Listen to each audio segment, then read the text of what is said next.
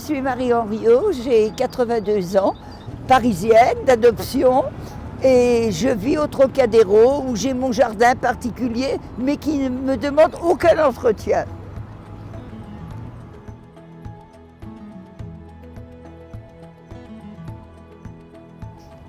Présidente fondatrice de Paris BPCO depuis 2015. N'ayant pas trouvé d'association à mon goût, j'ai créé la mienne.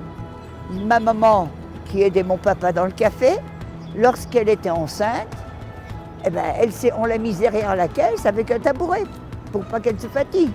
Alors moi, j'avais droit aux effluves des cigares, des cigarettes, de la bonne société provinciale. Ensuite, la guerre est arrivée. 1939, c'était le début. J'avais quelques mois. En 1941, mon papa était prisonnier de guerre. Donc j'avais 2 ans. Que fait un gamin de 2 ans? Il reste dans les jupes de sa mère, donc il va au café. Alors je me réfugiais sous le billard, à côté du poêle à combustion lente. Mes poumons ont été endommagés dès ma naissance.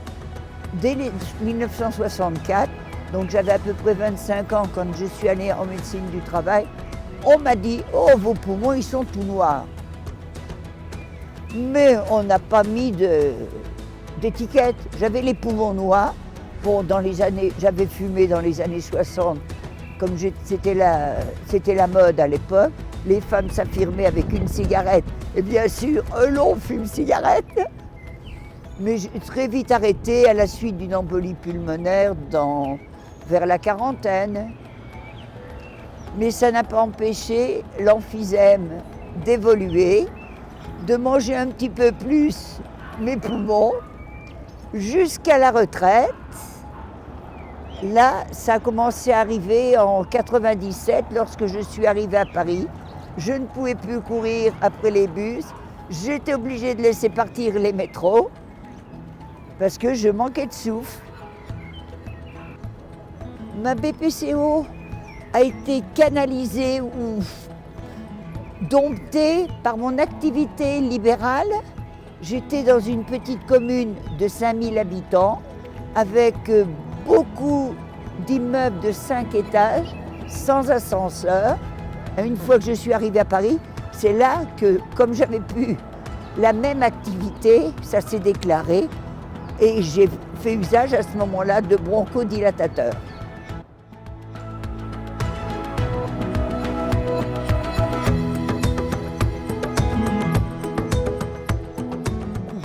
J'habite au Trocadéro, j'allais jusque sur les champs à pied, j'allais jusqu'à Montparnasse à pied. J'ai écumé le 16e avec mes chaussures. Et pour finir, l'année dernière, j'ai fait la Parisienne avec 10 patients BPCO et 5 accompagnateurs apnées du sommeil. Le sport est très bon pour les BPCO comme pour toutes les maladies chroniques. Je n'étais pas sportive au sens propre du terme, mais j'ai toujours beaucoup bougé. Quand j'étais plus jeune, j'adorais danser. J'ai commencé à danser il y a 2 ans, même avec de l'oxygène.